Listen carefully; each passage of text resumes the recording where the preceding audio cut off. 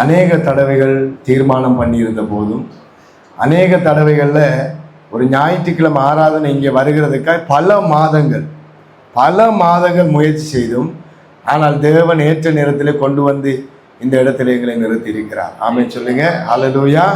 ஏற்ற நேரத்தில் கர்த்தருக்கு ஒரு நேரம் இருக்கிறது.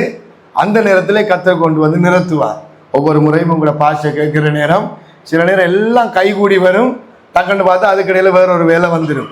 உடனே பாஸ்டரை கோல் எடுத்து, பாஸ்டரை மன்னிச்சு கொள்ளுங்க, இன்னொரு நாள் தாங்க ரெண்டு டேட் அப்படியே மாற்றி கிட்டத்தட்ட ஒரு 3 மாதம் நினைக்கிறேன். 3 மாதமா தொடர்ச்சியா டேட்டை போடுற கேன்சல் பண்றேன் இப்படியே போய்கொண்டிருந்த இந்த ஞாயிற்றுக்கிழமை ஆராதனையில பங்கு பெற்றுகிற அந்த நாள், நான் நினைக்கிறேன் கர்த்தர் முன்குறித்தபடி இந்த நாள் அந்த நாளிலே தேவன் ஆயத்தப்படுத்தியிருக்கிறார். ஆமென். அல்லேலூயா. அதுபடினாலே இந்த ஓய்வு நாளுக்கு வந்திருக்கிறவங்க ஒவ்வொருவரையும் இயேசு கிறிஸ்துவின் நாமத்தினாலே நான் வாழ்த்துகிறேன், வரவேற்கிறேன். ஓய்வு நாளை பரிசுத்தமாய் ஆசரிப்பாயாக என்ற வசனத்தின்படி நீங்கள் எல்லாரும் அந்த வார்த்தைக்கு கீழ்ப்படிந்து என்ன செய்து சொல்லுங்க, என்ன செய்து கீழ்ப்படிந்து ஆராதனைக்கு வந்திருக்கிறபடினாலே கர்த்தர் உங்களையும் உங்கள் குடும்பத்தை ஆசீர்வதிப்பாராக. இந்த ஓய்வு நாளில் பங்கு பெற்றது லேசான காரியம் இல்லை. அது சொல்லுவாங்க தெரியுமா, மாமரத்தை பிடிங்கி மலையில சாத்துற மாதிரி. ஆண்டவரை ஏற்றுக்கொண்டாலும் ஆண்டவரை அறிஞ்சிருந்தாலும் இன்னைக்கு நிறைய கிறிஸ்தவர்களுக்கு இருக்கிற பிரச்சனை என்னன்னா, ஞாயிற்றுக்கிழமை சேர்ச்சுக்கு வாரது. அந்த ஞாயிற்றுக்கிழமை தான் நம்ம ஆண்டவரை ஆராதிக்க போகணும் என்று எல்லா பிளானும் பண்ணி கொண்டிருக்கல. காலையில யாராவது ஒருத்தன் வந்து வீட்டு வாசல்ல நிற்பான். மாமா நிற்பார், மாமி நிற்பா, சித்தப்பா நிற்பார், சித்தி நிற்பார், கனகாலம் பழகின கூட்டாளி வந்து வாசல்ல நிற்பா. அப்ப நம்மளோட மனசு போராடும், இருந்து கதைக்கிறதா சேர்ச்சுக்கு போறதா? இதெல்லாம் நமக்கு ஆண்டவர் கொண்டு வரதா? சொல்லுங்க. இதெல்லாம் நமக்கு ஆண்டவர் கொண்டு இல்ல. இதெல்லாம் ஞாயிற்றுக்கிழமை என்ன நடக்கணும், சனிக்கிழமையே பிசாசு என்ன செஞ்சிருவான், பிளான் பண்ணிடுவான். ஆனா நம்ம தான் என்ன செய்யற, ஞாயிற்றுக்கிழமை தான் பிளான் பண்ற, ஞாயிற்றுக்கிழமை சேர்ச்சுக்கு போறதா இல்லையா? ஒரு கல்யாண வீட்டுக்கு போறேன்டா நம்ம இப்ப பிளான் பண்ணுவோம், காட்டந்த அண்டையிலிருந்தே பிளான் பண்ணுவோம். என்ன உடுப்பு போடுற, என்ன சாரி உடுக்கிற, கொழும்புக்கு போய் சாரி எடுக்கிறதா, மட்டக்களப்புல சத்தாரிலே போய் சாரி எடுக்கிறதா, இல்ல போட்ட சாரியை திரும்ப உடுக்கிறதா, பிளவுஸ் அளவா இருக்குதா, டவுசர் சரியா இருக்குதா, போடுற நேரம் டவுசர் வெடிச்சிடக்கூடா, இதெல்லாம் பார்த்து தானே இப்ப காட்டந்த அண்டைக்கே நம்ம என்னஞ்சிடுவோம், ரெடி ஆயிடுவோம். ஆனா ஞாயிற்றுக்கிழமை வந்தா மட்டும் நம்மட ஆட்கள் காலையில தான் உடுப்பு தேடுவான், காலையில தான் அயன்பாக்ஸை போட்டு தேய்தேன்னு தேய்ப்பான். அது டவுசர் பத்தும் அந்த நேரம் என்று பார்த்து. அப்ப பிசாசு நம்மட வீட்டை என்ன செய்வான்னு தெரியுமா, அவனுக்கு அன்றைக்கு தான் கிறிஸ்மஸ், பிசாசுக்கு அன்றைக்கு தான் கிறிஸ்மஸ். ஏன், நம்ம டென்ஷன் ஆகிறத பார்த்த உடனே அவனுக்கு அலாதி பிரியம். கடைசியா என்ன நடக்கும், இந்த 6000 தேவல் ஒன்றும் தேவல, வீடு குழம்பிடும். விளங்குதா நான் சொல்றது? ஆனபடினாலே தேவன் கொடுத்திருக்கிற ஓய்வு நாளை நாம் பரிசுத்தமாய் ஆசரிக்க வேண்டும். எப்படி ஆசரிக்க வேண்டுமாம்? பரிசுத்தமா. இன்றைக்கு நிறைய பேருக்கு ஓய்வு நாளை குறிச்சு அக்கறையே கிடையாது. ஞாயிற்றுக்கிழமை வாரதும் தெரியா, ஞாயிற்றுக்கிழமை போறதும் தெரியா. அவங்களுக்கு கிறிஸ்மஸ், நியூ இயர் என்பதன் இடையில அந்த ஈஸ்டர், இது 3 தான் சேர்ச் என்ற விஷயமே அவங்களுக்கு நிறைய பேருக்கு ஞாபகம் வரும். ஆனா கர்த்தர் கிருபையா உங்களை இந்த இடத்திலே அழைத்து வந்திருக்கிறபடினாலே தேவன் உங்களையும் உங்கள் சந்ததிகளையும் ஆசீர்வதிப்பார். ஆமென் சொல்லுங்க. அல்லேலூயா. ஆனபடினாலே தொடர்ந்தும் உங்களுடைய சபைக்காய், உங்களுடைய ஊழியங்களுக்காய், ஊழியக்காரர்களுக்காய் ஜெபித்துக் கொள்ளுங்கள். பல ஆண்டுகளாக இந்த ஜெபங்களை நாங்கள் நடத்தி கொண்டு வருகிறோம். உங்கள் பாஸ்டர் சொன்னது போல ஆரம்பத்திலே ஒவ்வொரு கிராமங்களுக்குள்ளேயும் போய், நான் நினைக்கிறேன் கிட்டத்தட்ட ஒரு 5-6 ஆண்டுகளுக்கு முன்பதாகவே இந்த ஊழியம் ஆரம்பிக்கப்பட்டு இடைநடுவில் நிறுத்தப்பட்டிருந்தது. இடைநடுவில் என்ன செய்யப்பட்டிருந்தது, நிறுத்தப்பட்டிருந்தது. ஆனா ஆவியானவர் விடல. ஒருவனுக்கு தரிசனத்தை தேவன் கொடுத்தால் அதை நிறைவேற்றும் வரைக்கும் தேவன் உண்மை உள்ளவராயிருப்பார். நம்ம உண்மையா இருக்கிறோமோ இல்லையோ, ஆண்டவர் அந்த தரிசனத்துக்கு உண்மை உள்ளவராயிருப்பார். அல்லேலூயா. மோசே வனாந்தரத்தில் ஜனங்களை நடத்தி கொண்டு வார நேரம் எத்தனையோ தரம் மோசே சொன்னான், எனக்கு ஏலா, என்ன விட்டுருங்க, நீங்க பார்த்து கொள்ளுங்க, வேற யார்கிட்டயாவது பொறுப்பு கொடுங்க, இந்த ஜனங்கள் அழிச்சிருங்க. ஆனா தரிசனத்தை தொடங்கினவர் அதை கானானிலே போய் சேரும் வரைக்கும் தேவன் அந்த தரிசனத்தை நிறைவேற்றினார். அல்லேலூயா. அதே போலதான் எத்தனையோ உபத்திரவம் வந்தது, எத்தனையோ பாடுகள் வந்தது. அதுக்கு பிறகு சத்துரு கொண்டானுக்கு வந்தோம். சத்துரு திருக்கொண்டாலே இரவு ஜெபம் நடத்தினோம், அம்பலாந்துறையில ஊழியம் செய்தோம், அம்பலாந்துறையிலையும் இரவு ஜெபம் நடத்தினோம். இப்படியே நடத்தி கொண்டு வார நேரம் திரும்பவும் அந்த ஜெபம் தடைப்பட்டு போனது. மறுபடியும் ஆண்டவர் என்ன செஞ்சார்? இந்த ஜெபத்தை ஆரம்பிக்கும்படிக்காய் ஊழியர்களை கொண்டு, மனுஷர்களை கொண்டு தேவன் திரும்ப திரும்ப திரும்ப தட்டி தட்டி தட்டி அதுக்கு பிறகு அந்த YMCA ஹோல்ல இந்த ஜெபத்தை ஆரம்பிக்க தொடங்கினோம். YMCA ஹோல்ல போய் கேட்டோம், இப்படி ஒரு ஹோல் தான் இல்லையா, அது இப்படி ஒரு இடம் தானே, சின்ன ஒரு இடம், எவ்வளோ வந்து கேட்டோம், 10,000ண்டாங்க. எனக்கு தூக்கி வாரி போட்டுச்சு, என்னடா 10,000 ஜெபத்தை. அப்போ போய் ஜெபம் பண்ணிட்டு நான் ஒரு கடிதம் கொண்டு கொடுத்தேன், ஏன்னா 10,000 எல்லாம் தரையில ஒரு 5,000 தாரம். அவங்களும் சரியாட்டாங்க. ஆமென். அப்போ முதலாவது மாதம் ஜெபம் நடத்தும் போது அந்த 5,000 கட்டிட்டோம், 2வது மாதமும் கட்டிட்டோம். 3வது மாதம் எங்களுக்கு ஒரு செய்தி வருது, நீங்க எந்த ஜெபம் நடத்தினாலும் உங்களுக்கு நாங்க காசு கட்டுறோம், நீங்க ₹1 காசும் கட்ட தேவையில்லை. ஹல்லேலூயா. யாரோ ஒரு நபர் அந்த ஜெபத்துக்கு தன்னுடைய பங்களிப்பை செலுத்தும் முகமாக அந்த ஜெபம் ஒவ்வொரு முறையும் நடந்து முடிய அங்க காசு பே பண்ணப்படுது. ஹல்லேலூயா. காசு பே பண்ணப்படுது. அப்ப கர்த்தர் ஒரு தரிசனத்தை தொடங்கினால் அதை அவர் நிறைவேற்றி முடிப்பார். ஆமென் சொல்லுங்க. கர்த்தர் வீட்டை கட்டாராகில் கட்டுகிறவனுடைய பிரயாசம் விருதா. கர்த்தர் நகரத்தை காக்காராகில் காவலாளி விழித்திருக்கிறது விருதா. அதுபோலதான் தேவன் ஒரு காரியத்தை செய்யாவிட்டால் அதுல நாங்க எவ்வளவு முயற்சி செய்தாலும் அந்த காரியம் எங்களுக்கு ஆசீர்வாதமாய் முடியாது. ஆனபடினால இந்த ஜெபத்தை கர்த்தர் இப்படித்தான் ஆரம்பித்து நடத்தி கொண்டிருக்கிறார்.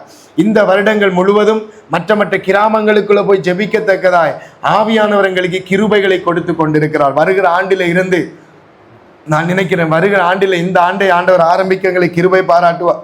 ஒவ்வொரு மாவட்டங்களுக்குள்ளேயும் போய் ஜெபிக்க தேவனுங்களுக்கு கிருபை தருவாராக. ஹல்லேலூயா. அதனால உங்களுடைய ஜெபங்கள்ல, இந்த ஜெபங்களுக்காக ஒரு 5 நிமிஷம் எடுத்து உங்களோட தனி ஜெபங்கள்ல உங்களோட ஊழியங்களுக்காக ஜெபிக்கும் போது இந்த ஜெபங்களுக்காகவும் இந்த ஊழியங்களுக்காகவும் ஜெபித்துக் கொள்ளுமாறு உங்களை தாழ்மையோடு கேட்டுக்கொள்கிறோம். அந்த நாட்கள்ல இருந்து எங்களோடு உங்களோட ஊழியக்காரன் எங்களோடு பயணித்துக் கொண்டிருக்கிறார். ஒவ்வொரு ஜெபங்கள்லையும் அவராலே முடிந்த ஊழியங்களை எங்களோடு கூட சேர்ந்து இந்த ஊழியத்தில் எங்களை தாங்கி கொண்டிருக்கிறார்கள். ஹல்லேலூயா. ஆனபடினால் இந்த ஜெபத்துக்காக நீங்களும் உங்களுடைய ஜெபத்திலே தாங்கிக் கொள்ளுமாறு உங்களை கேட்டுக்கொள்ளுகிறேன். இந்த நாளின் செய்திக்கு ஆதாரமாக யோவான் எழுதின சுவிசேஷம் 15வது அதிகாரத்தில் இருந்து ஒரு சில காரியங்களை வாசித்து ஆவியானவர் நம்மளோடு சபையோடு இடைப்படுகிற காரியத்தை இந்த காலை வேளையில் உங்களோடு நான் பேச விரும்புகிறேன். ஆமென். ஹல்லேலூயா.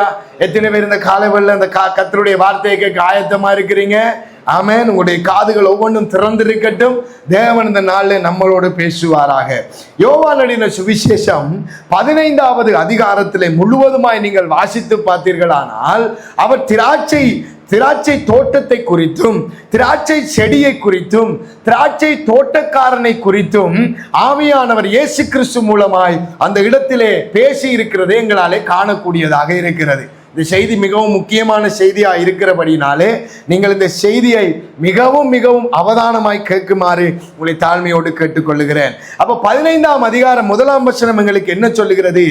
நான் மெய்யான திராட்சை செடி, என் பிதா திராட்சை தோட்டக்காரர். எல்லாரும் சேர்ந்து சொல்லுங்க. நான் மெய்யான திராட்சை செடி, என் பிதா திராட்சை தோட்டக்காரர். இயேசு கிறிஸ்து எப்பொழுதும் இந்த இஸ்ரவேல் ஜனங்களோட பேசும்போது அவர்களுடைய கலாச்சாரத்தோட சம்பந்தப்பட்ட அல்லது அவர்களுடைய கலாச்சாரத்திலே அவர்கள் அதிகமாய் பார்த்து வளர்ந்த காரியங்களை அவர்கள் உதாரணத்துக்கு ஆண்டவர் எடுத்து பேசுவார். உதாரணத்துக்கு சொல்ல போனா அடிக்கடி அத்திமரத்தை குறித்து பேசுவார் இல்லையா? அடிக்கடி திராட்சை தோட்டங்களை குறித்து பேசுவார், ஒலிவ மரங்களை குறித்து பேசுவார். அப்படி பேசும்போதுதான் அவர்களுக்கு அவர் என்ன பேச வாரார் என்ற சத்தியம் அவர்களுக்கு தெளிவாய் விளங்கும். ஆமென்.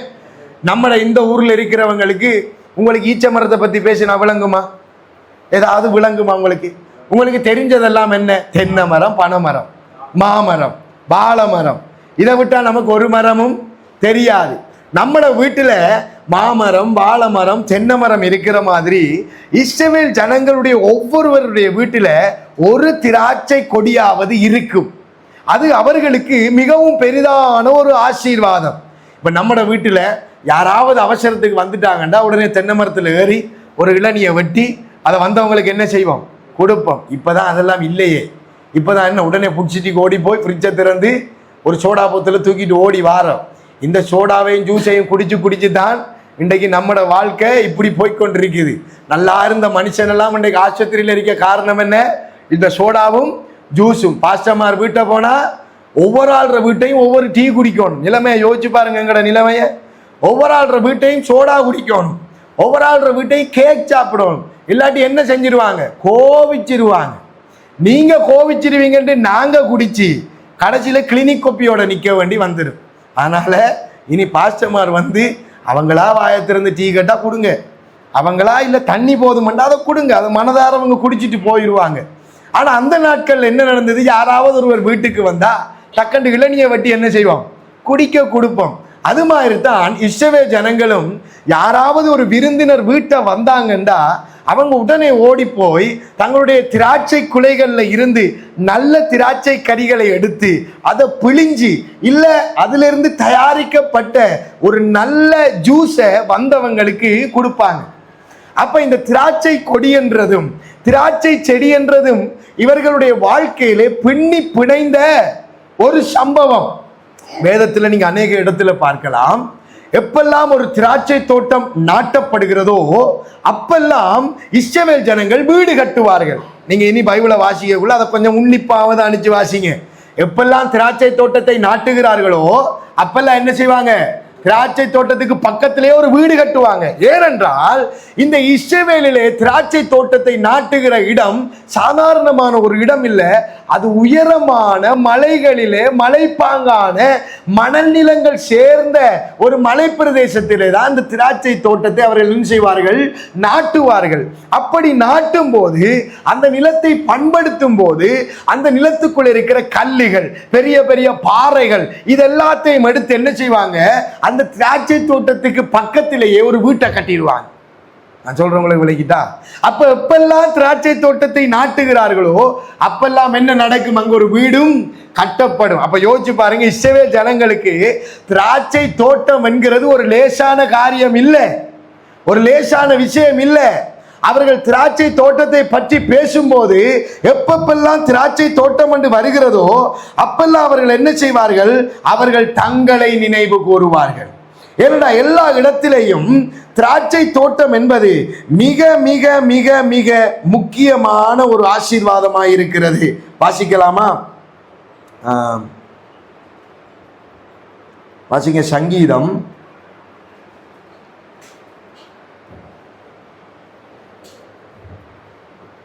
80:8-9 நான் வாசிக்கிறேன், கேளுங்க.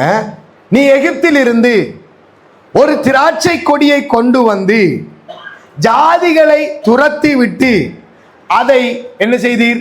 நாட்டினீர். 9ஆம் வசனம் சொல்லுது, அதற்கு இடத்தை ஆயத்தப்படுத்தினீர், அது வேரூன்றி தேசமெங்கும் படர்ந்தது. இது யாரை குறித்து ஆண்டவர் பேசுறார்? இஸ்ரவேல் ஜனங்களை குறித்து பேசுறார். அப்ப திராட்சை தோட்டம் என்றெல்லாம் வரக்குள்ள அவங்களோட தலைக்குள்ள எது வருது தெரியுமா? தேவன் எங்களை குறித்து பேசுகிறார், தேவன் எங்களை குறித்து அவர் உற்று நோக்குகிறவர் ஆயிருக்கிறார், தேவன் எங்களுக்கு ஏதோ ஒரு செய்தியை வைத்திருக்கிறார். இந்த அடிப்படையிலே தான் இந்த யோவான் 15ஆம் அதிகாரத்திலே நான் மெய்யான திராட்சை செடி, என் பிதா திராட்சை தோட்டக்காரர் என்கிற வசனத்தோடு கூட ஆரம்பிக்கிறார். நம்ம ஒரு இடத்துல போயிட்டு எல்லாரும் கேளுங்க என்று சொன்ன உடனே என்ன செய்வோம்? நம்ம திரும்பி பார்ப்போம். அது மாதிரி இஸ்ரவேல்ல போயிட்டு திராட்சை தோட்டம் என்றாலே போதும், எல்லாரும் என்ன செஞ்சிருவோம்? அவங்கள பார்க்க தொடங்கிடுவான். ஏன்? நீங்க ஏதோ அவங்களுக்கு முக்கியமான செய்தியை சொல்ல போறீங்க. இப்ப கேளுங்க, 2ஆம் வசனம் சொல்லுது, என்னிலே கனி கொடாதிருக்கிற கொடி எதுவோ அதை அவர் அறுத்து போடுகிறார். இப்ப 1ஆம் வசனத்தில் ஆண்டவர் சொன்னார், நான் தான் மெய்யான திராட்சை செடி, என் பிதா என்ன செய்கிறார்? திராட்சை தோட்டக்காரர்.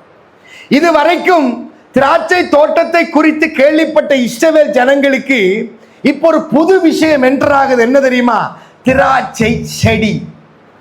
இதுவரைக்கும் பிதா தம்மை தோட்டக்காரராய் வெளிப்படுத்தி கொண்டிருந்தார். இப்ப குமாரன் இஸ்ரவேல் ஜனங்களுக்குள்ள தம்மை ஒரு திராட்சை செடியாய் வெளிப்படுத்துகிறார். புதிய ஏற்பாட்டிலே இயேசு கிறிஸ்து தம்முடைய தெய்வத்தன்மையை யோவான் 15ஆம் அதிகாரத்திலே நான் திராட்சை தோட்டக்காரனுடைய தோட்டத்திலே இருக்கிற அந்த நல்ல திராட்சை செடி என்கிறதை தன்னிலே வெளிப்படுத்துகிறது மாத்திரம் இல்லாம அடுத்த ஒரு விஷயத்தை இஸ்ரவேல் ஜனங்களை பார்த்து சொல்லுகிறார், என்னிலே கனி கொடாது இருக்கிற கொடி எதுவோ. அப்படி என்ற ஆண்டவர் நம்ம என்ன எதிர்பார்க்கிறார்? கனி கொடுக்கிற ஒரு வாழ்க்கையை தேவன் எதிர்பார்க்கிறார். நாம் அவரிலே நிலைத்திருக்கிறோம் என்றால், நாம் அவரிலே படருகிறோம் என்றால், நாம் கனி கொடுக்கிறவர்களாய் வாழ வேண்டும். இன்றைக்கு சபை கனி கொடுக்க வேண்டும். சபை தேவனோடு இணைக்கப்பட்டால், இயேசு கிறிஸ்துவோடு இணைக்கப்பட்டால், செடியிலே இணைக்கப்பட்டால், அந்த செடியிலே இணைந்திருக்கிற நாம் கனி கொடுக்கிறவர்களாய் மாற வேண்டும். இன்றைக்கு நம்ம சபை ஆண்டவரை தேடி வாரோம், ஜெபங்களுக்கு வாரோம், ஆண்டவருடைய ஆராதனைகளை கலந்து கொள்ளுகிறோம். ஆனா எங்களோட வாழ்க்கையில தேவன் விரும்புகிற கனிகளை நாங்கள் கொடுக்கிறோமா என்கிற கேள்வி நமக்குள்ளே இருக்கணும். ஆராதனைக்கு வந்து அமைதியா இருக்கிறோம், ஒரு சத்தமும் இல்லை, பார்த்தா எல்லாரையும் பார்த்தா அப்பாவியல் மாதிரி இருப்போம் இல்லையா? ஆனா இந்த ரோட்டை தாண்டி வீட்டுக்குள்ள போனா தான் நம்முடைய ஆட்டம் விளங்கும், நம்முடைய ஆட்டம் விளங்கும். ஒரு சத்தமும் இருக்காது. பாஸ்டரை கண்டா பிரைஸ் லோட் சொல்லுவோம், எப்படி இருக்கிறீங்க பாஸ்டர் என்று விசாரிப்போம், சந்தோஷமா இருக்கிறத போல காட்டுவோம். ஆனா வீட்டை போனோடனே எங்களோட வாழ்க்கை எப்படி இருக்குது? வேலை செய்யற இடத்துல எங்களோட வாழ்க்கை எப்படி இருக்குது? கனி கொடுக்கிற வாழ்க்கை அது இடத்துக்கு இடம் வித்தியாசப்படாது.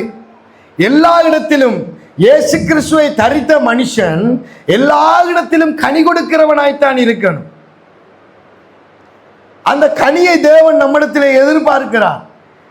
ஆனா வசனம் என்ன சொல்லுது?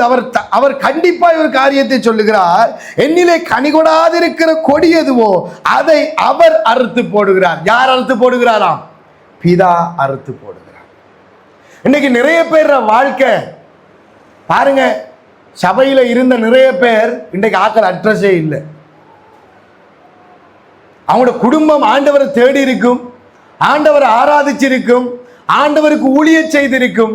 ஆனா கனி கொடுத்தல் இல்லாதபடினாலே இன்றைக்கு அவங்க இருந்த இடமும் அடையாளமுமே கிடையாது, அடையாளமுமே கிடையாது. ஏன்? நம்ம கனி கொடுக்கிறது தேவன் பார்த்து கொண்டிருப்பார். இயேசு கிறிஸ்து வீதியோரமாய் போய்கொண்டிருக்கும் போது ஒரு அத்திமரத்தை பார்க்கிறார். அந்த அத்திமரத்திலே கனியை தேடுகிறார். அந்த அத்திமரத்தில் என்ன இல்லை? கனி இல்லை. இலைகளே அல்லாமல் அந்த அத்திமரத்திலே கனியொன்றையும் அவர் காணாதபடியினாலே இந்த அத்திமரம் என்ன செய்யப்பட கடவது? இந்த அத்திமரம் சாபமாய் போக கடவது என்று சபித்தார். போயிட்டு அந்த ரோட்டால வார நேரம் அத்திமரம் என்ன நடந்திருந்தது? பட்டு போயிருந்தது என்று வேதம் சொல்லுகிறது.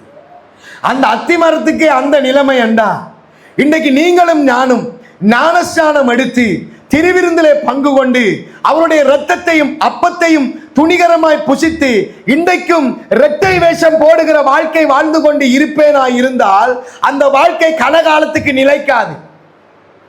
ரெண்டு நிலையிலே குந்தி குந்தி நடக்கிற வாழ்க்கை கனகாலத்துக்கு ஓடாது. அது என்றைக்கோ ஒரு நாளைக்கு என்ன செய்யும்? வெடிச்சு பறந்தே ஆகும். நம்ம ஊழியக்காரன் நடிக்கலாம், வீட்டில் நடிக்கலாம், ஆனா ஆண்டவருக்கு முன்னால ஒரு நாளும் என்ன செய்யலாது? நடிக்கலாது.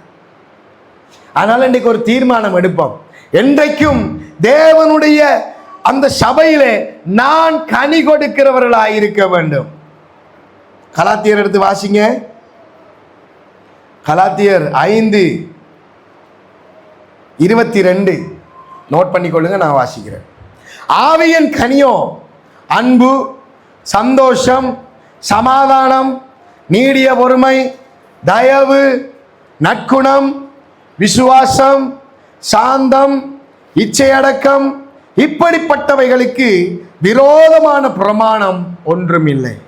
அப்ப ஆண்டவர் நம்மகிட்ட எதிர்பார்க்கிற கனிகள் என்ன என்று சொல்லி கேட்டா கலாத்தியர் 5 உங்களுக்கு இருக்கு. நல்லா கோடு போட்டு வச்சுக்கொள்ளுங்க.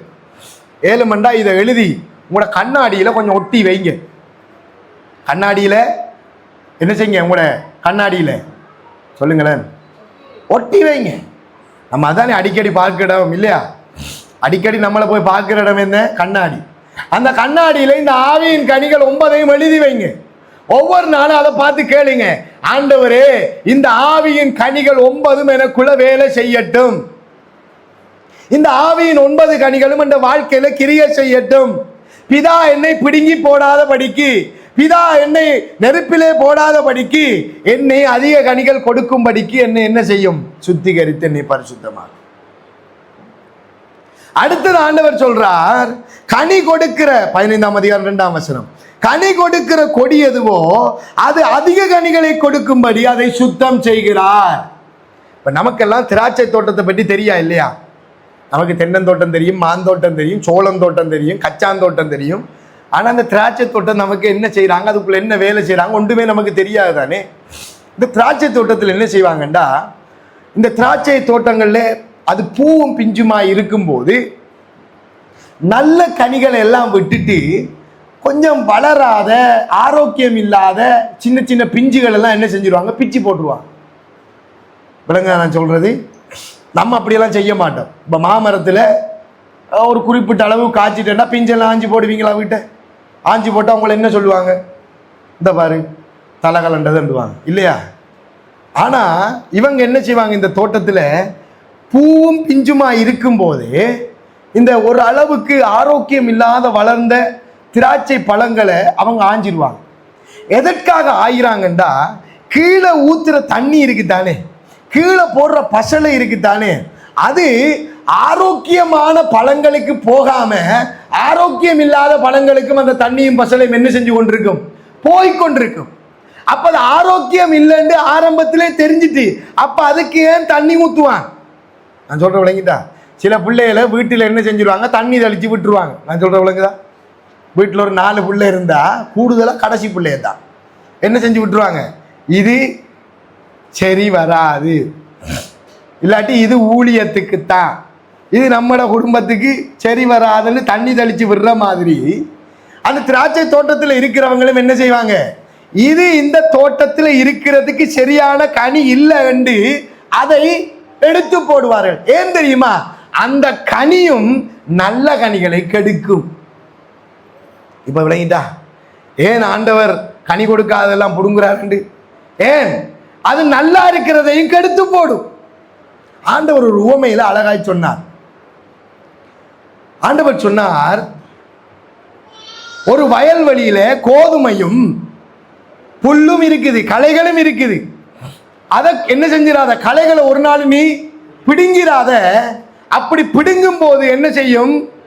நல்லதும் சில நேரம் சேர்த்து பிடுங்கப்பட்டுரும். அதனால ஒரு நாள் வரும், கர்த்தருடைய தூதன் வருவான், அதை புடைப்பான், அதை அவியாத அக்கினியிலே போடுவான். இப்ப ஆண்டவர் எதுக்காக களைகளையும் பிடுங்க வேண்டாம் என்று சொன்னார் தெரியுமா? வெளியில பார்க்கத்தான் கோதுமையும் களையும் கிட்டத்தட்ட ஒன்று மாதிரி இருக்கு.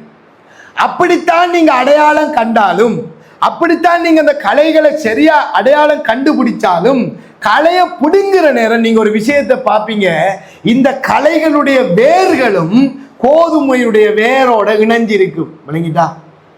வெளியில பார்க்கத்தான் கோதுமையும் களையும் தனிய தனிய, ஆனா அண்டர் கிரவுண்ட் டீலிங் நல்லா இருக்குது.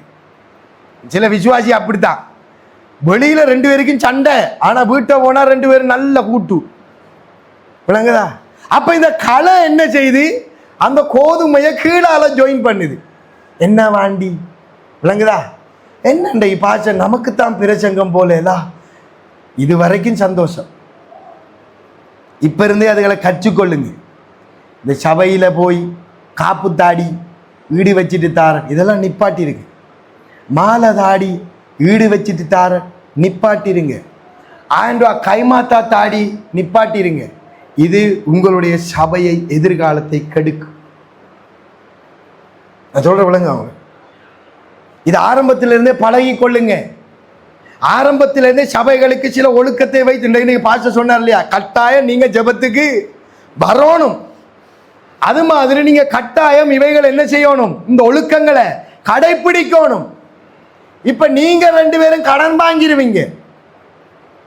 நீங்க நம்ம சபை நடத்தக்குள்ள அதுதான் கட்டன் ரைட்டா. எந்த விசுவாசிட்டையும் 1000 ரூபா காசும் கடன் வாங்க கூடாது.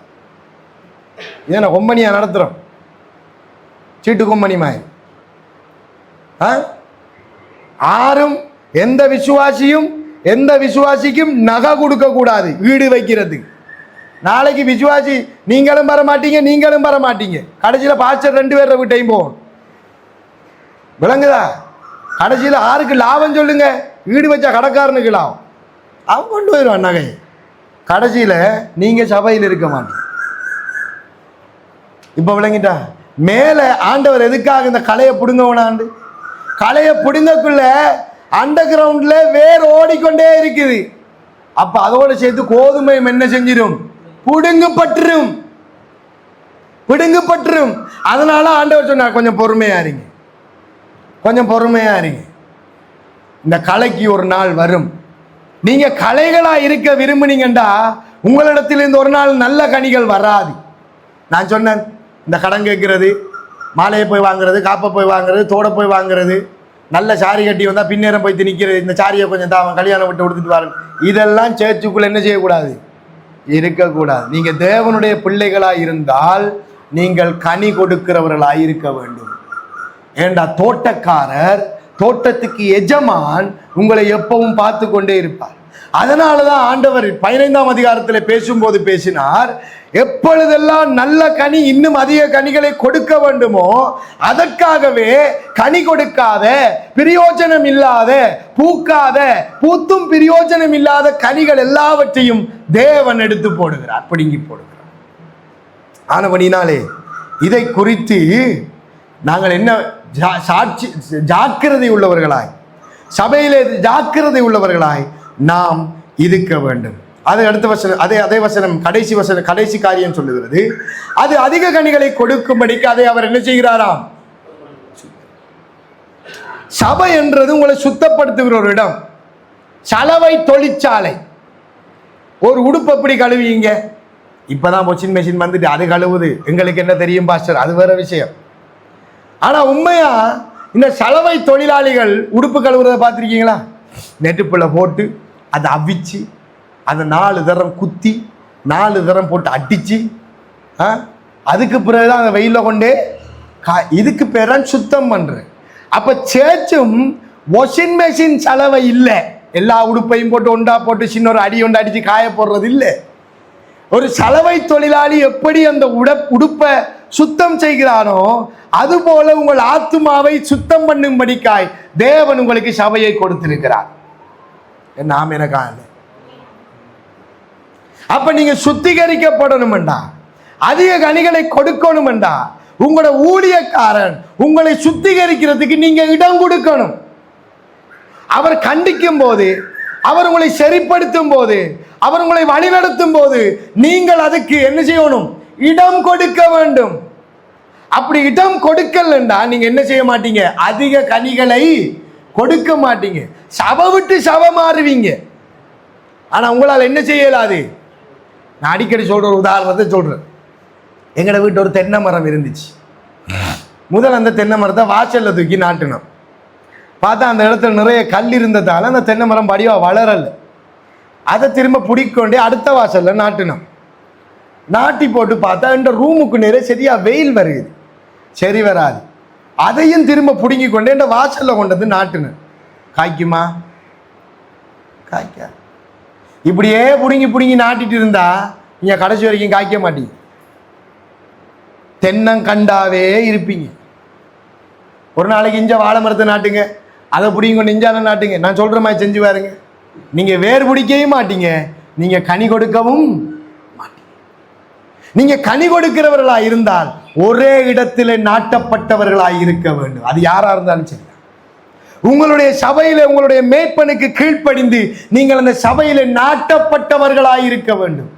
நீங்க நாட்டப்படக்குள்ளதான் உங்களுடைய வேர் அந்த நிலத்திலே ஊடுருவி போய் நீங்கள் கனி கொடுக்கும்படிக்காய் தேவைப்படுகிற காரியங்களை உறிஞ்சி கொடுத்து அந்த சபைக்கு கனி கொடுக்கிறவர்களாய் மாறுவீர்கள். இல்லைன்னா நீங்க என்ன செய்வீங்க? கடைசி வரைக்கும் பாஸ்டர் தண்ணி ஊற்றணும், பாஸ்டர் பசலை போடணும். இந்த சபையில கொஞ்ச காலம் பாஸ்டர் தண்ணி ஊற்றுவார், பாஸ்டர் பசலை போடுவார், சரிப்பட்டு வராண்டு இன்னொரு சபையில கொண்டு உங்களை நாட்டி விட்டா அங்க இருக்கிற பாச்சரன் தண்ணி ஊத்துவார், அங்க இருக்கிற பாச்சரன் பசலை போடுவார், அங்க இருந்து புடுங்கி கொண்டு இன்னொரு இடத்துல நாட்டுனா அங்க இருக்கிற பாச்ச தண்ணி ஊத்துவார், அங்க இருக்கிற பாச்ச பசலை போடுவார். கடைசி வரைக்கும் நீங்களா என்ன செய்ய மாட்டீங்க? வேரூன்றி கனி கொடுக்க மாட்டீர்கள். அதனாலதான் தேவன் என்ன செய்யறார்? நம்மளை அதிக கனிகளை கொடுக்கும்படிக்கு நம்மளை சுத்தம் பண்ணுகிறார். 3ஆம் வசனம் சொல்லுகிறது, நான் உங்களுக்கு சொன்ன உபதேசத்தினாலே நீங்கள் இப்பொழுதே சுத்தமாயிருக்கிறீர்கள். அல்லேலூயா. எது எங்களை பரிசுத்தப்படுத்துகிறது? கர்த்தருடைய உபதேசம், கர்த்தருடைய வார்த்தை. நீ வார்த்தை கேட்க நிறைய பேருக்கு விருப்பம் இல்லை. அதுவும் கேட்கிற வார்த்தை தங்களுக்கு ஆறுதல் படுத்துகிற, தங்களுக்கு தேவையான, தங்களை சந்தோஷப்படுத்துகிற வார்த்தை தான் இன்னைக்கு நிறைய பேருக்கு தேவைப்படுகிறது. ஓமா இல்லையா? நிறைய பேருக்கு அதான் தேவைப்படுது. தங்களை சந்தோஷப்படுத்துகிற, தங்களை ஆறுதல் படுத்துகிற. அதான் யூடியூப்ல இப்ப 1008 பிரச்சனை. ரைட், உங்கள்கிட்ட ஒரு கேள்வி கேட்கிறேன். போன ஞாயிற்றுக்கிழமை உங்களோட பாஸ்டர் எடுத்த பிரசங்கத்தை எத்தனை பேர் யூடியூப்ல போய் பார்த்தீங்க? யூடியூப்ல போய் பார்த்தீங்க சொல்லுங்க அப்போ. எங்களுக்கு யூடியூப் இல்லை பாஸ்டர், ஃபோனும் இல்லை பாஸ்டர், ஒன்றும் இல்லை பாஸ்டர். சரி, அவர் சொன்ன நோட்ஸை போன கிழமை எத்தனை பேர் திரும்பி பார்த்தீங்க? நான் கேட்டேன் உங்களோட பாஷா பண்ண பிரசங்கத்தை. இதே யோவான் 15ஆம் அதிகாரம் 4ஆம் வசனம் தான் தொடங்கினான் இல்லையா? நான் வார்த்தையை அங்கே ஆயத்தப்படுத்திட்டு உங்களோட பாஸ்டர பிரசங்கத்தை பார்த்தா எனக்கு தூக்கி வாரி போட்டு, இது என்னடா நம்ம பேச வேண்டிய பேச.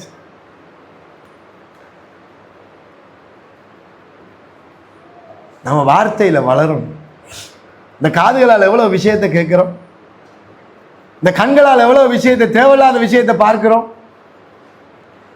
இன்னைக்கு நிறைய பேர் வாழ்க்கை எப்படி இருக்குன்னா, டஸ்ட்பின் தெரியுமா? ஊத்தக்கூட அந்த டஸ்ட்பினுக்குள்ளே என்றைக்காவது நீங்க அப்பிள் ஒரேஞ்ச் எடுப்பீங்களா? அதுக்குள்ள இருந்து என்ன எடுப்பீங்க? தோல், வாழைப்பழ தோல், ஆப்பிள் தோல்.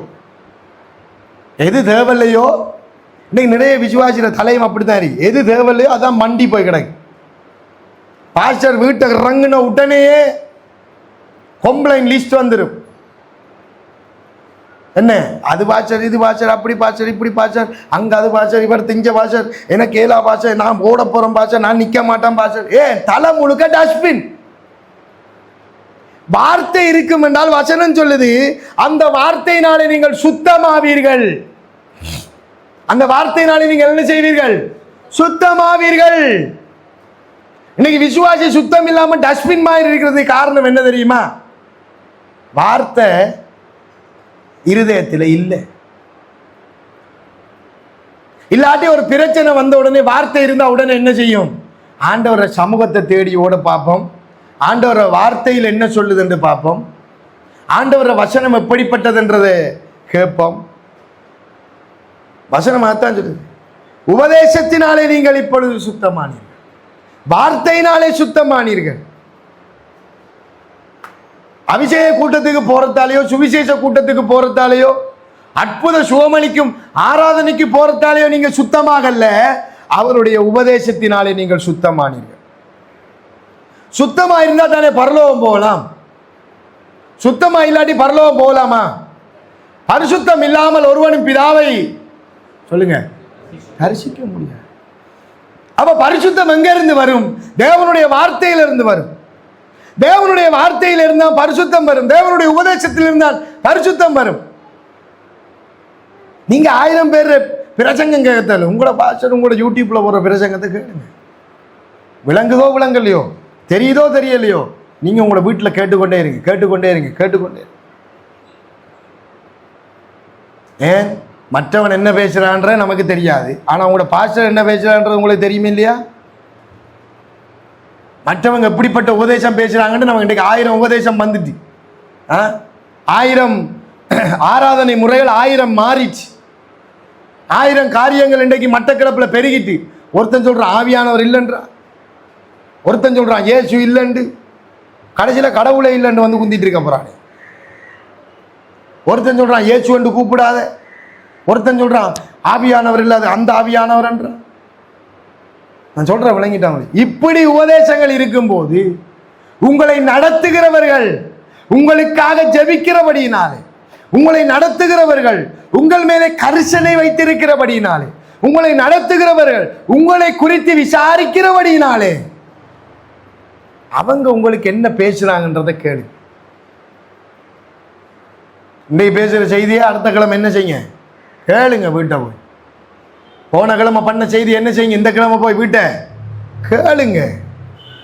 கர்த்தருடைய பட்டயம் இருபுறமும் கருக்குள்ள விட்டேன். நான் நல்ல ஊழியக்காரன், நான் ஆடுற பிரசங்கத்து, நான் நல்ல விசுவாசி, நான் ஆடுற இல்லை இல்லை இல்லை இல்லை. தேவன் ஆரை கொண்டும் பேசுவார். கர்த்தர் யாரை கொண்டும் பேசுவார். அதுல நம்ம ஜாக்கிரதையா இருக்க பழகும். அப்ப எவன் தேவனோடு இணைந்திருக்கிறானோ அவன் கனி கொடுப்பான். எவன் தேவனுடைய வார்த்தையோடு இணைந்திருக்கிறானோ அவன் அனுதினமும் பரிசுத்தமாக்கப்பட்டவனாய் வாழுகிறான். முதலாவது என்ன? எவன் தேவனோடு இணைந்திருக்கிறானோ அவன் கனி கொடுப்பான், நல்ல கனிகளை கொடுப்பான். கனி மட்டும் இல்லை, எப்படிப்பட்ட கனி? நல்ல கனி. எவன் தேவனோடு இணைந்திருக்கிறானோ அவன் பரிசுத்தம் உள்ள வாழ்க்கை வாழுகிறவனாயிருப்பான். இன்னைக்கு நீங்க தேவனோடு இணைஞ்சிருக்கிறீங்களா? அப்படின்னா நீங்க கனி கொடுக்கணும். நீங்க தேவனோடு இணைஞ்சிருக்கிறீங்களா? அப்படி என்ன நீங்க வசனத்தின்படி வாழுகிறதற்காய் உபதேசத்தை கை கொள்ளுகிறவர்களாக இருக்கவர். சும்மா ஒரு கேள்வி கேட்கிறேன், யாரும் கை தூக்காது. ஒரு நாளைக்கு காலையில் எழும்புன உடனே பைபிள் வாசிக்கிறார்கள் எத்தனை பேர் இருக்கிறீங்க? உங்க கூட மனச்சாட்சியை தொட்டு கையை தூக்காதீங்க. ஒரு நாளைக்கு ஒரு அதிகாரம், 2 அதிகாரம், 3 அதிகாரம், 4 அதிகாரம், நம்ம எத்தனை பேர் அப்படி வாசிக்கிறோம்? காலையில் எழும்பி மத்தியானத்தில் பைபிளை தூக்கி எத்தனை பேர் வாசிக்கிறோம்? பின்னேரத்தில் பைபிளை தூக்கி எத்தனை பேர் வாசிக்கிறோம்? குனிய பார்த்தா நான் நினைக்கிறேன் அடிக்கப்படுகிற ஆட்டை போல இப்படியே. நீங்க சொல்லுங்க பாஷ, யாரோ உங்களுக்கு குத்தி கொடுத்துட்டாங்க போல தெரியுது. ஒருத்தரும் குத்தல்ல. சிலர் ஞாயிற்றுக்கிழமையெல்லாம் பைபிள் தர்ற, சிலர் ஞாயிற்றுக்கிழமை பைபிள் கொண்டாடுறதும் இல்லை. மார்க்கெட்டுக்கு கூட இல்லாமல் போவீங்களா?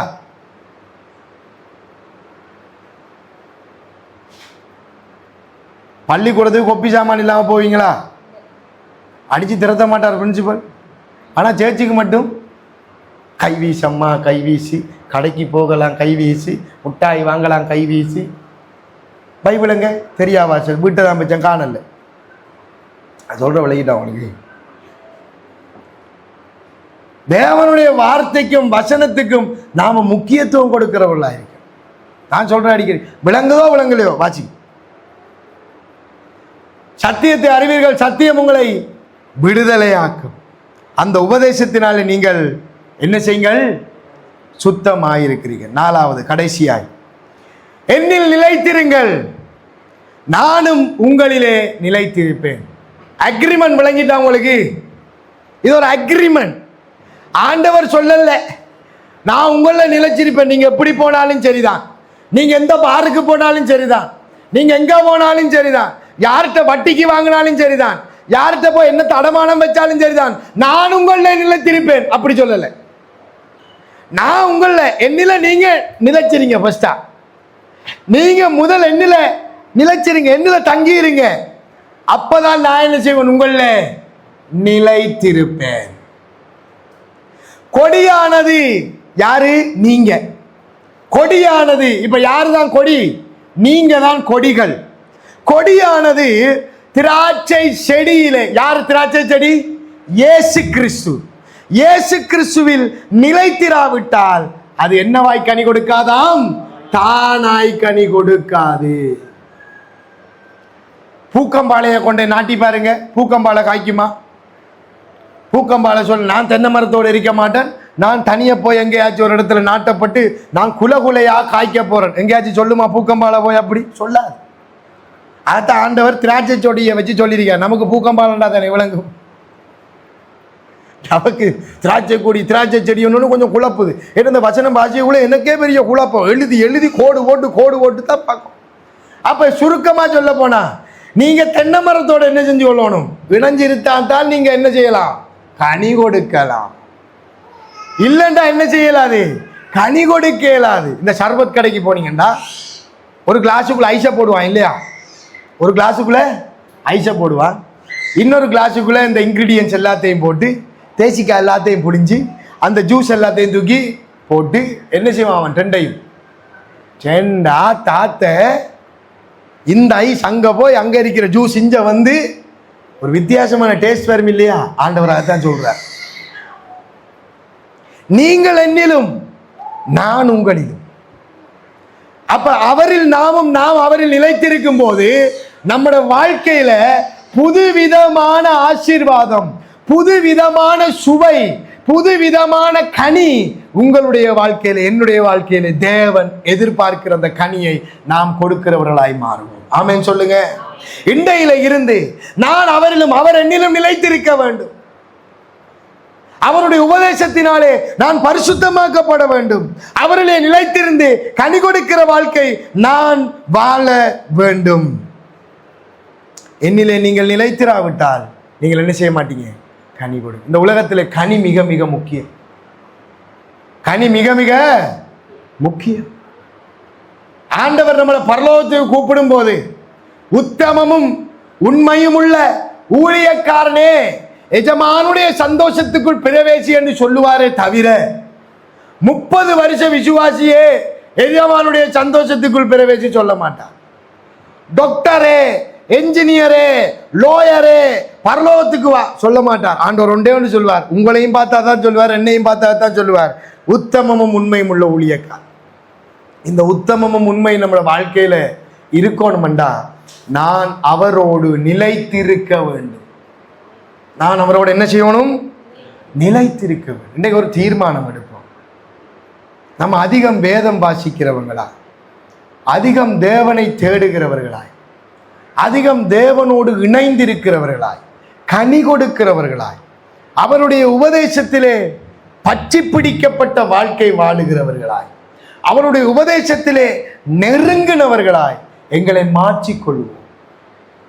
3.5 வருஷம் இயேசு கிறிஸ்துவோடு இருந்த சீஷர்களோட வாழ்க்கையை கொஞ்சம் திரும்பி பாருங்க. 3 வருஷத்துக்கு முதல் பேதுரு இயேசு கிறிஸ்துவினிடத்துல வரும்போது ஒரு மீனவன், மீன் பிடிக்கிறவன். 3.5 வருஷத்துக்கு முன்னுக்கு யூதாஸ் இயேசு கிறிஸ்துவினிடத்துல வரும்போது அவன் ஒரு தீவிரவாதி.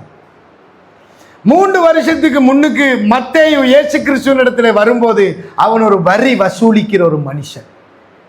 ஆனா அந்த 3 வருஷம் இயேசு கிறிஸ்துவோடு அவர்கள் நிலைத்திருந்தபடியினாலே உலகத்தை கலக்குகிற அப்போஸ்தலர்களாய் தேவன் அவர்களை மாற்றினார். வெறும் 3 வருஷத்துல தேவன் அவர்களை அப்படி மாற்ற முடியும் என்றால் உங்களையும் என்னையும் தேவன் அப்படி மாற்றுகிறது எவ்வளவு லேசான காரியம் இல்லையா? இன்றைக்கு என்னால எழும்ப முடியல, என்னால போராட முடியல, என்னால ஊழியம் செய்ய முடியலண்டா அதுல சீக்ரெட் என்ன தெரியுமா? நாம இன்னும் அவரில் நிலைத்திருக்கவில்லை. நாம் இன்னும் அவரில் தங்கி வாழ பழகவில்லை. நாம் இன்னும் அவரை அண்டி வாழ பழகவில்லை. நம்மள பழக்கம் என்ன தெரியுமா? ஏதாவது பிரச்சனை வரத்துக்கு முன்னுக்கு, பிரச்சனை வந்ததுக்கு பின்னுக்கு தான் ஆண்டவரை தேடி ஓடுறது. எப்போ ஓடுவோம் ஆண்டவரை தேடி? பிரச்சனை வந்த பிறகு. ஆனா நிலைச்சிருக்கிற மனுஷன், ஆண்டவரிலே ஊறி இருக்கிற மனுஷன், ஆண்டவரிலே இணைந்திருக்கிற மனுஷன் என்ன செய்வான் தெரியுமா? ஒரு காரியத்தை தொடங்க முன்னுக்கே ஆண்டவரிடத்துல போய் கேட்பான், நான் செய்யவா வேண்டாமா, நான் பேசவா வேண்டாமா? இன்றைக்கு நீங்க எப்படிப்பட்டவர்களா இருக்கு? இன்றைக்கு திராட்சை செடியோட இணைந்த கொடிகளா இருக்கிறோமா, இல்ல அவரில் இணையாத எங்களுடைய சுய விருப்பத்தின்படி எங்களுடைய வாழ்க்கையை கொண்டு போகிற கொடிகளாக இருக்கிறோம்? இன்னைக்கு நமக்கு ஆண்டவர் கொடுக்கிற ஒரு சந்தர்ப்பம். எல்லாம் எழுந்திருப்போம் ஆண்டவரை சமூகத்தில். ஆண்டவரை பார்த்து சொல்லுங்க, ஆண்டவரே என்னுடைய வாழ்க்கை மாற.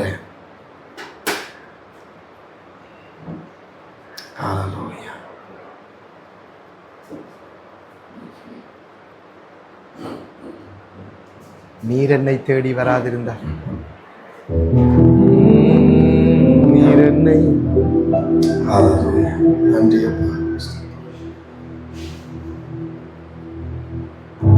ஆண்டவரை பார்த்து சொல்லுங்க, ஆண்டவரே கனி கொடுக்கிற ஒரு வாழ்க்கை,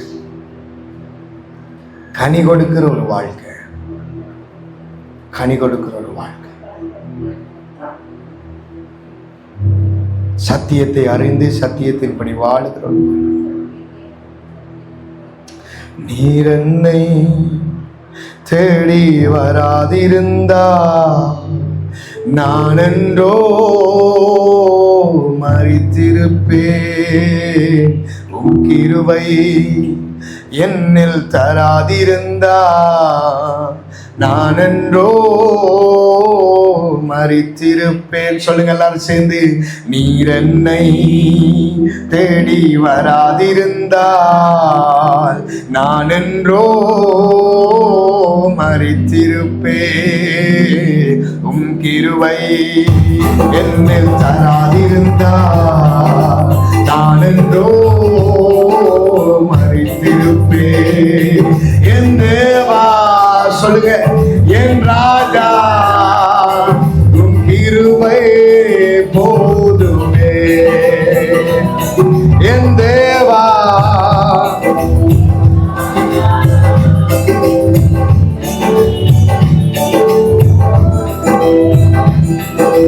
தட்டு தடுமாறி நான் தள்ளாடி நடந்து என்னை தொட்டு தூக்கி விட ஓடி வந்தீர். எல்லாம் சேர்ந்து.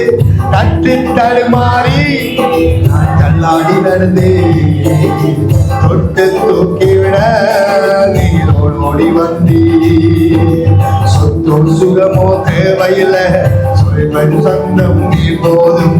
சொத்தோ சுகமோ தேவையில்லை, சொந்தம் பந்தம் நாடவில்லை. என் தேவா கரங்களை உயர்த்தி உங்க கிருபை கிருபை போதுமே. எல்லாம் சொல்லுங்க. என் தேவா என் ராஜா உம் கிருபை போதுமே. உளையான சேற்றினிலே நான் உழன்று கிடந்தே உன்னதத்தின் தேவா என்னை உயர்த்தி வைத்தீரே. உளையான சேற்றினிலே நான் உழன்று கிடந்தே உன்னதத்தின் தேவா என்னை உயர்த்தி வைத்தீரே. பேரோ புகழோ தேவையில்லை, பேர் சொல்லி அழைத்தவர் நீ போதும். பேரோ புகழோ தேவையில்லை, பேர் சொல்லி அழைத்தவர் நீ போதும். என் தேவா என் ராஜா உன் கிருபை போதுமே. என் தேவா என் ராஜா உன் கிருபை போதுமே. நீர் என்னை தேடி வராதிருந்தால், நீர் என்னை தேடி வராதிருந்தால் நான் என்றோ மரிச்சிருப்பேன். உன் கிருபை என்னில் தராதிருந்தால் நான் என்றோ அறிந்திருப்பேன். என் தேவா என் தேவா சொல்லுங்க. என் ராஜா உங்க கிருபை போதுமே. அவரை பார்த்து சொல்லுங்க. ஆவியானவரே நல்ல கனி கொடுக்கிற வாழ்க்கையா இதை மாற்றுங்கப்பா. உங்க கிருபை போதுமே. நீர் என்னை தேடி வராதிருந்தால், நீர் என்னை தேடி உரகா நான் என்றோ மரித்திருப்பேன். கிருபை நல்ல கரங்களை தட்டி வராதிருந்தால் நான் என்றோ மரித்திருப்பேன். நீர் என்னை தேடி வராதிருந்தால் நான் என்றோ மரித்திருப்பேன்.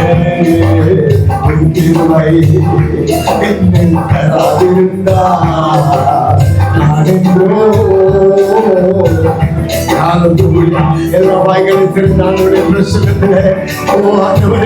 நான் கனி கொடுக்கிற வாழ்க்கை வாழத்தக்கதாய் இதுவரைக்கும் சமாரியை சிறிய போல உமக்கு விரோதமாய் பாவம் செய்தவளாய் இருக்கலாம், உமக்கு விரோதமாய் அக்கிரமம் செய்தவளாய் இருக்கலாம். நீர் என்னை தேடி வந்தீரே. இந்த தேடி வந்த நாளில இருந்து நான் கனி கொடுக்கிறவனாய் சுத்தமானவனாய் வாழத்தக்கதாய் அன்றைக்கு அந்த பாவம் செஞ்ச விவசாய விபச்சார ஸ்திரியை பார்த்து சொன்னீங்க, போய் நீ பாவம் செய்யாதன்னு சொன்னீங்க. இந்த காலை வேளையில் ஆண்டவரே, நீர் என்னுடைய ரத்தத்தினாலே கழுவி என்னை சுத்திகரித்து என்னை தேடி வந்தீரேப்பா, என்னை தேடி வந்தீங்களே, என்னை தேடி வந்தீங்களே. அதற்காக உங்களுக்கு நன்றி ராஜா, அதற்காக உங்களுக்கு நன்றி அப்பா. அந்த தடுமாறின நேரத்துல, கவலைப்பட்ட நேரங்கள்ல, சொந்து போயிருந்த நேரங்கள்ல எங்களை தூக்கி எடுத்தவரே, தட்டு தடுமாறி நான் தள்ளாடி நடந்து தொட்டு தூக்கிவிட ஓடி வந்தி. தட்டு தடுமாறி நான் தள்ளாடி நடந்து தொட்டு தூக்கிவிட நீரோடி வந்தி. சொந்தோ சுகமோ தேவையில்லை, அழைத்தவன் ஞானமில்லை. சொந்தோ சுகமோ தேவையில்லை, சொந்தம் பந்தம் நாடவில்லை. என் தேவா, என் ராஜா, உன் கிருபை போதுமே. என் தேவா, என் ராஜா, உன் கிருபை போதுமே.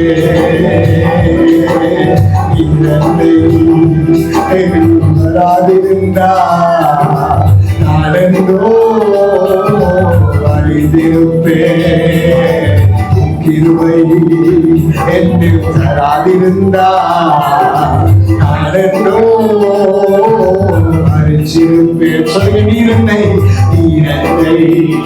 தேடி நானெந்தோ அறிந்திருப்பேன். கிருபை என்னில் தராதிருந்தா நானென்றோ. அப்படி கரங்கள் உயர்த்தி தேவனை ஆராதிப்போமா. எங்களை தேடி வந்த எங்கள் நல்ல தெய்வமே, இந்த காலை உங்களுடைய பிரசன்னத்துக்காக உங்களுக்கு நன்றி என்று சொல்லுகிறோம். ஆண்டவருடைய மகிமைக்காக நன்றி என்று சொல்லுகிறோம். நாங்கள் மனம் திரும்ப வேண்டிய பகுதிகள், நாங்கள் உண்மையை திரும்ப வேண்டிய காரியங்கள் ஒவ்வொன்றையும் கரத்தில் நாங்கள் ஒப்புக்கொடுக்கிறோம். நீர் மகிமைப்படுவீராக, நீர் மகிமைப்படுவீராக, நீர் மகிமைப்படுவீராக. நீர் இந்த காலை வேளை மகிமைப்படுவீராக. ஒரு கனி கொடுக்கிற ஜீவியம் ஜீவிக்கத்தக்கதாய், ஆண்டவரே உம்மோடு இசைந்து வாழுகிற ஒரு வாழ்க்கையை வாழத்தக்கதாய் பரிசுத்த ஆவியானவர்களுக்கு பலன் தருவீராக. பரிசுத்த ஆவியானவர்களுக்கு கிருபைகளை தருவீராக. பரிசுத்த ஆவியானவர்களுக்கு அபிஷேகத்தை தருவீராக. பரிசுத்த ஆவியானவர்களுக்கு ஆளுகையை தருவீராக. பரிசுத்த ஆவியானவர்களுக்கு வல்லமையை தருவீராக. ஓ ரகா பரதா லரா பலதா லகஷா தேவோ ரோகோ சேகேதே. நல்ல ஆவியில நிரம்பி அந்நிய பாஷையில ஓ ரிமகா நமரகா ஓ ரிமகா தோரோபோ சேகேதேலே வெரகேதேலே ஓ ரிமலா. ஆவிக்குரிய வாழ்க்கையில எழும்ப முடியாதபடிக்கு, ஆவிக்குரிய வாழ்க்கையில பிரகாசிக்க முடியாதபடிக்கு இருக்கிற எல்லா தடைகள் இயேசுவின் நாமத்தில் பிடிக்கப்படுவதா, பிடிக்கப்படுவதா. லாபா ராகா மரதலா. நல்ல கரங்களை உயர்த்தி ஆவியில நிரம்பி இன்றையில இருந்து ஆண்டவரோட மறுரூபமான வாழ்க்கையை வாழத்தக்கதா, இன்றையில இருந்து அபிஷேகம் நிறைந்த வாழ்க்கையை வாழத்தக்கதா.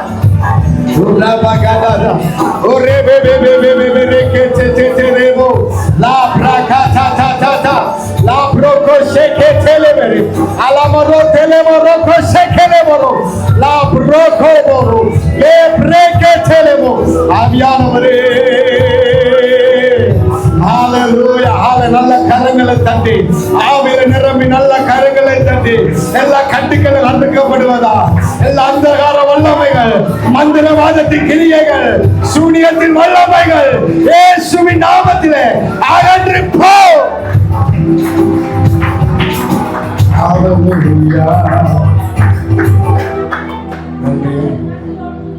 கனி கொடுக்கிறது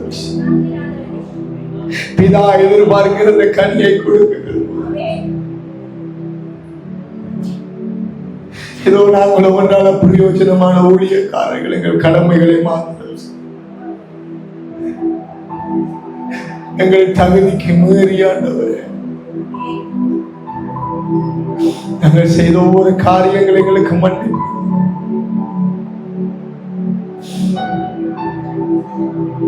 எங்களை தகுதிக்கு மீறி எங்களை நீ நேசித்தீரே. எங்கள் தகுதியை விட எங்களை அதிகமாய் நேசித்தீரே. ஆனால் அந்த நேசத்துக்கும் அந்த அன்புக்கும் களனாய் நாங்கள் கனி கொடுக்காமல் போனோம் ஆண்டவரே. அநேக சந்தர்ப்பங்கள் பிதா எதிர்பார்க்கிற அந்த கனியை குமாரன் மூலமாய் நாங்கள் கொடுக்கத்தக்கதாய் பரிசுத்த ஆவியானவர்களுக்கு உதவி நீர் என்னை தேடி வராதிருந்தாய் நான் என்றோ மறித்திருப்பேன். உன் கிருபை என்னில் தராதிருந்தாய் நான் என்றோ. நல்ல ஆண்டவரே, இந்த காலை விலை காலமுக்கு நன்றி. ஓய்வு நாளில் உம்மை தேடி வந்த ஒவ்வொரு பிள்ளைகளுக்காய் ஸ்தோத்திரம் ஆண்டவரே. தாகம் உள்ளவர் மேலே தண்ணீர்களை ஊற்றுகிற தேவன், வறண்ட நிலங்களிலே ஆறுகளை உண்டு பண்ணுகிற தேவன். உங்களுடைய பிள்ளைகள் தாகத்தோடு வந்திருக்கிறாங்கப்பா. தண்ணீரினாலே நிரப்புங்க, ஜீவ தண்ணீரினாலே நிரப்புங்க. ஒரு நாளும் தாகம் எடுக்காத பிரசன்னத்தினாலே நிரப்புங்க. ஒரு நாளும் ஆண்டவரை தாகமடையாத தண்ணீரினாலே பிள்ளைகளை நிரப்ப வேணும்படி கரத்தில் ஒப்புக் கொடுக்கிறோம். இந்த ஊழியத்தை செய்கிற உங்களுடைய ஊழியக்கார குடும்பத்தை உங்களுடைய கரத்தில் ஒப்புக் கொடுக்கிறோம். உங்களுடைய பாதுகாப்பு, உங்களுடைய அபிஷேகம், உங்களுடைய வல்லமை, உங்களுடைய ரட்சிப்பு இவர்கள் எப்பொழுதும் இவர்களோடு கூட இருப்பதால் இயேசுவின் நாமத்தில் ஜெபித்து ஆசீர்வாதங்களை எடுக்கிறோம். ஜீவன் நல்ல பிதாவே, ஆமென். கரங்களை தட்டி தேவனுடைய நாமத்தை மகிமைப்படுத்துவோம்.